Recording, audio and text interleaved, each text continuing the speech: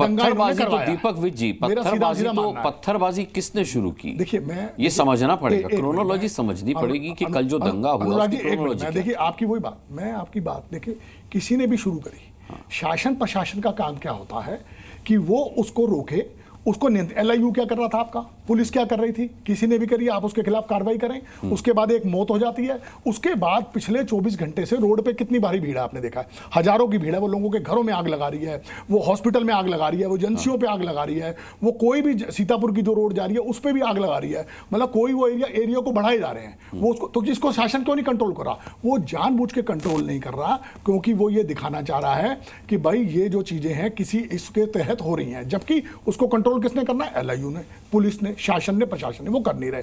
तो ये अपने को दोषी मानने की जगह 7 साल बाद भी दोष दूसरों पे डाल रहे हैं। इनको कभी भी शासन करना आया नहीं, ये नफरत की राजनीति के अलावा कुछ नहीं करते, इनका काम है दो वर्गों के अंदर केवल नफरत। आज सारे लोग आप देखिए दलाली कर रहे हैं, भ्रष्टाचार कर रहे हैं। अभी मैंने आपको पिछली उसमें भी बताया था मैंने आपको कि जो इनकी जो घटनाएं हो रही हैं उसके अंदर आप देखिए क्या होता है, जहां पे इनको बात करनी चाहिए वहां ये कोई बात ही नहीं करते हैं, जहां पे आप कुलदीप सेंगर की बात है वहां कोई नहीं करेगा, चिन्मयानंद स्वामी की बात कोई नहीं करेगा, नित्यानंद स्वामी की बात कोई नहीं करेगा, रामदुलार गोंड की बात कोई नहीं करेगा, आप ब्रजेश सिंह की बात कोई नहीं करेगा, धनंजय सिंह की बात कोई भी नहीं करेगा, जो गोरखपुर के अंदर कानपुर के गुप्ता पर मारा गया उनकी कोई बात नहीं करेगा। यहाँ पे रोज चेन स्नैचिंग हो रही है, आप घर से बाहर निकलते हैं, आप पैदल चल रहे हैं, आपका मोबाइल छिन जाता है, आपकी जो औरतों का जो सुहाग का चिन्ह है मंगलसूत्र वो छिन जाता है, उस पर कोई बात नहीं हो रही है। ठीक है दीपक जी, एक चीज और बताइए कि आपने कहा कि नाच ना जाने आंगन टेढ़ा और कानून व्यवस्था का दोष है और सीधे सीधे योगी सरकार को इस्तीफा दे देना चाहिए, योगी सरकार इसके लिए दोषी है, ये सब आपने कहा। मुझे ये बताइए कि पश्चिम बंगाल में भी यही सब होता आया है, तो क्या वहां की ममता सरकार को भी दोषी मानते हैं आप ये भी कहेंगे कि ममता सरकार को भी इस्तीफा दे देना चाहिए, ममता बनर्जी को भी इस्तीफा, क्योंकि यही स्थिति वहां पर भी। देखिए यहाँ जैसे हम उत्तर प्रदेश में हम मुख्य विपक्षी दल हैं, हम अपनी डिमांड को कर रहे हैं और ये जब इन बातों को करते हैं तो तब ये दोषी डालते थे उस टाइम की सरकारों को या उसको। उसी तरह अगर वेस्ट बंगाल में हो रहा है तो जो वहां पे जो भी मुख्य विपक्षी दल है वो इस बात को मांगे, अगर वो नहीं मान रहे इसका मतलब वो खुद करवा रहे हैं या भी मिले हुए हैं। मैं तो सीधी बात को कह रहा हूं इसको। नहीं एक मिनट अनुराग जी, मुझे कुछ नहीं बीच में ना टोके, देखिए मैं आपको नहीं टोका, बात खत्म हो जाए, जब आपकी बात आएगी आप तब कहें। हाँ मैं उनसे समय मांग रहा हूँ सर, दीपक जी मैं समय मांग रहा हूँ उनसे जी, मुझे आपका तो ये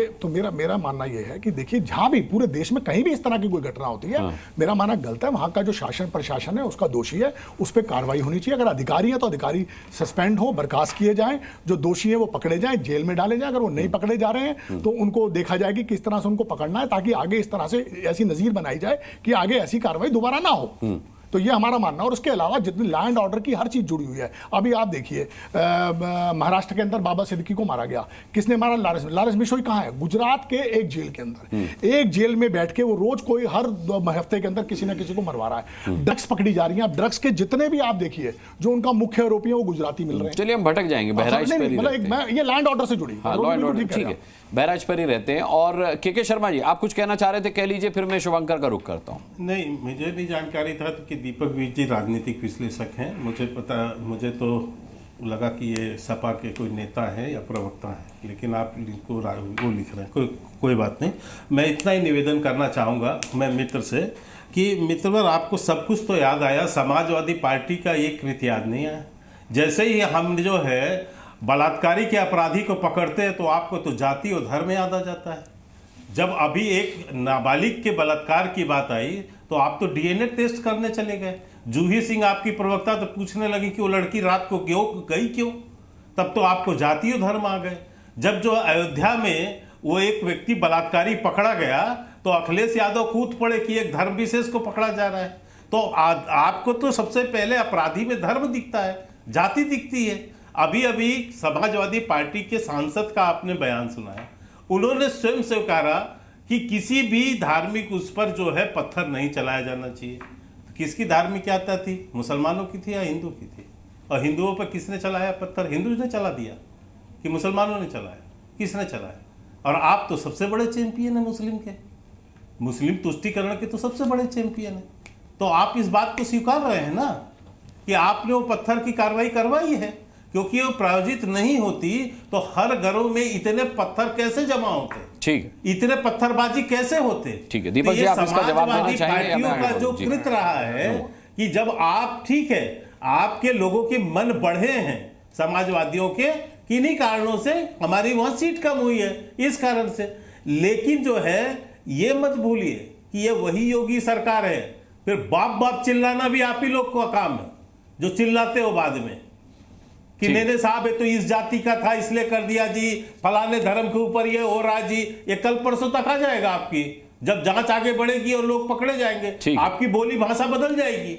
दीपक जी, आपके तुष्टीकरण की चैंपियनशिप ठीक है, केके जी लौटते देखिए दीपक जी एक लाइन का जवाब दीजिए। पहले तो मैं 2 लाइन में बस बोलूंगा, 2 चीज बोलूंगा। मैं पहले तो शर्मा जी को बहुत बहुत धन्यवाद देना चाहता हूं कि उन्होंने बताया कि उनके कार्यकाल में, उनकी सरकार के कार्यकाल में बलात्कार और अपराध दिन ब दिन बढ़ रहे हैं। खुद उन्होंने स्वीकृति की। आपके अब देखिए बीच में ना बोले यार शर्मा जी, यार बीच में यार फिर मैं कुछ पर्सनल कमेंट करूंगा आपको बुरा लगेगा।